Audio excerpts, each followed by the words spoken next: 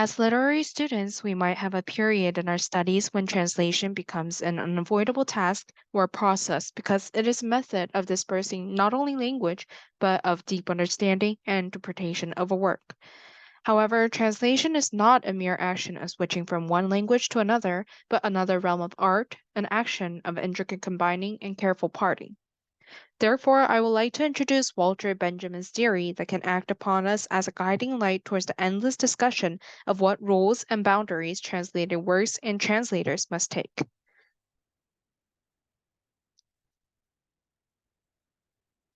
Walter Benjamin was a scholar who dug into various fields from various perspectives rather than concentrating on one discipline. His process of thinking has developed a lot into metaphysical and surreal concepts, which he wants to ultimately argue about the role of the translator and which is based on ideas and concepts in various fields. Through the metaphors he used from his theory, let's find out what Benjamin claims to be an ideal translator. Benjamin first forms a connection between translation and art. Both translation and art have the same concept of recipients. In translation, it will be a reader, and in art, it will be a spectator. Benjamin claims that both of these objects are not objects of respect. Like works of art, the literary works themselves have no purpose or responsibility for explanation, communication, and information delivery towards the reader. The essence of literature is unfathomable, mysterious, and poetic, and if you want to convey something simply for communication, it becomes non essential.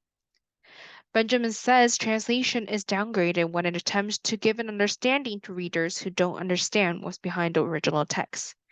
Benjamin quotes, its essential quality is not communication or the imparting of information. Yet any translation that intends to perform a transmitting function cannot transmit anything but communication, hence something inessential. Translatability is also a keyword that appears a lot in this article, and it is a concept that starts with Benjamin defining translation. He defines translation as a form, one of several or many ways in which something is seen, experienced, or produced. Since translation itself is a form of the original text, the possibility of translation of the original text must be used as a standard for the possibility. He has two questions about this. Can you find an adequate translator? Does the work allow or require translating according to its nature? Benjamin answers the second question by using the expression God's remembrance. Humans may remember lives or memories that they only have, that everyone has forgotten. If the nature of the event was said to be unforgettable, it would not be called a lie.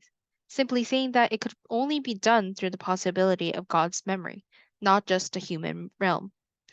When reflecting this into translation, a certain meaning of the original work is expressed in the possibility of the translation of the original works, and attention was paid to the unknown possibility of the original work, not just conveying of the meaning. Benjamin argues that the translation potential of linguistic creation should be considered, even if it can be seen as impossible. So the question rises, to what extent should we consider the importance of translatability? Benjamin says that it is not that the original should be translated as it is, but the specific importance latent in the original can be more clearly expressed through the possibility of translation. No matter how good the translation is, it cannot be as important as the original, but the relationship becomes closer, considering the translation potential of the original. Just as we know that life is connected to the phenomenon but does not give much importance to it, Benjamin explains that translation is due to the current situation, the future of literary works, or survival in afterlife rather than its existence itself. Through the concept of life and afterlife, Benjamin defines the relationship between translation and the original text by reflecting it on a historical timeline. Translation itself occurs later than the original, and important works of world literature were not able to choose a translator when they were born, so translations exist as an extension of the life of the original. Benjamin describes this as afterlife. And in art, life and afterlife should be understood as a metaphorical objectivity. This is expressed by Benjamin's comparison to human life. He explains that he claims that life is defined when there is a history of each person, far from the role of the soul of or animal, which is the nature that changes then. When applied to translation throughout the history of great works, we have a number of things. For example, derivations from previous works, enlightenment in the artist's time, and eternity in later generations, which ultimately can be considered as fame. Translation expands its meaning when the period of fame comes, and it can be interpreted that this is not achieved only by the existence of the original.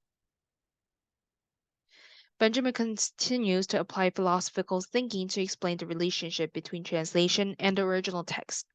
Benjamin says that when we consider the purpose of life, we must pursue a higher concept of expression of essence, not the superficiality of life itself at the end of life. When this is applied to translation, it is argued that translation cannot reveal the relationship of the hidden language, but it can be realized as an embryonic form. Benjamin expresses that this is done by kinship, or proximity between languages and language expressions, which is not realized in nonverbal expressions. No matter how different languages are, the essence of expressing them is the same regardless of when the work was made. But if kinship will be revealed accurately in translations or not is a question raised by Benjamin. Benjamin says that intimacy is more meaningful than expressing the indistinguishable similarity between the two works. In order to understand the relationship between the original and the translated version, it is necessary to prove the impossibility of imitation. This is because of the afterlife of the work, and the word in the fixed sense goes through the maturation process over time. The writer's literary style may also disappear, and there is also an inherent possibility in the creation of literature. Since both translation and original language are dead languages that eventually lead to extinction, Benjamin believes that only the totality of intentions to supplement each other, not through ambiguous imitation, can be reached in order for language intimacy to be expressed through translation. What happens here is pure language. One example of this can be when words unique to culture, i- for example, traditional food or culture, is translated. Given the fact that the nature of these languages changes to the end of history, translation is more of a temporary way to solve the heterogeneity of the languages, and we must admit that the complete solution is impossible. Benjamin expresses this as a professional translation, and Benjamin explains these limitations through the comparison between religion. The translation believes that the direction one is aiming for is the ultimate and decisive, but the unattainable process is the same as the direction of religion. In translation, the part corresponding to delivery can be translated, but nevertheless, the true meaning cannot be conveyed.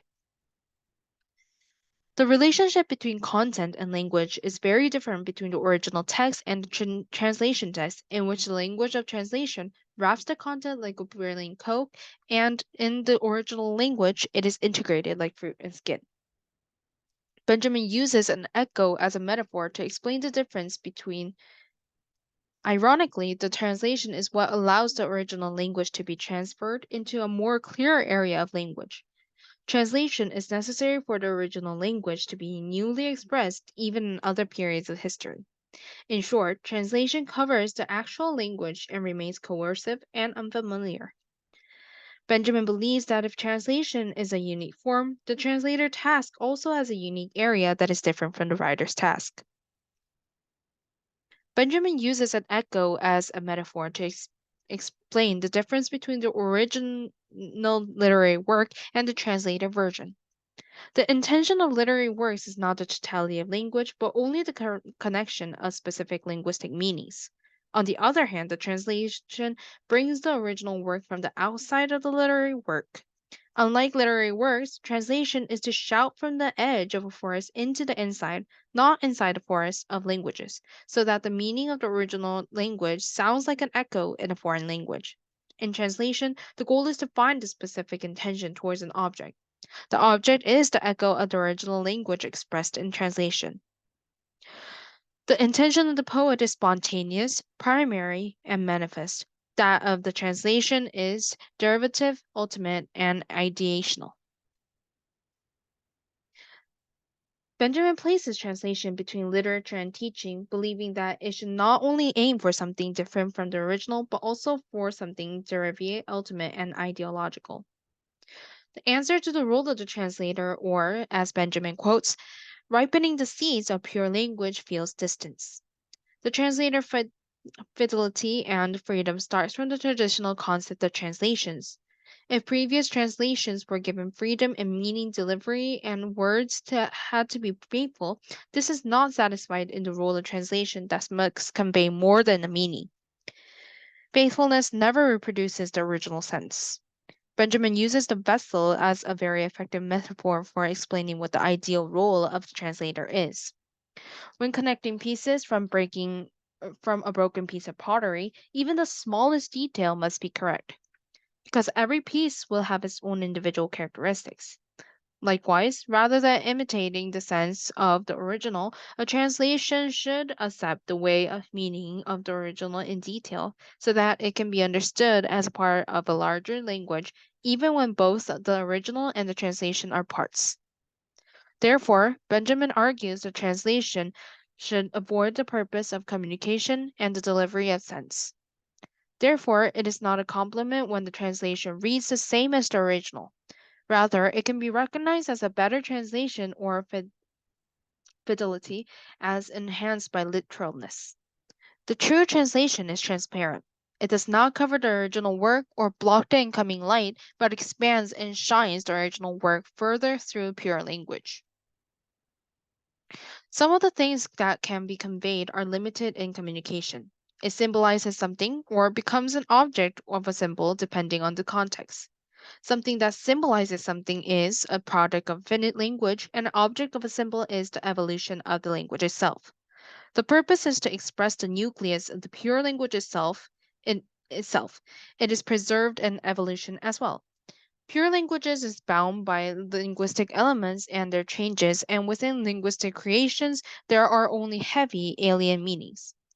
In order to alleviate this, symbolization, that is, freedom of translation, must be demonstrated in the language of the translator. Therefore, it is considered that the task of the translator is to liberate the language trapped in the work through the recreation of the work. As a conclusion, the everlasting task and method a translator can utilize when following Benjamin's theory is knowing the difference between the conveyed and communicated.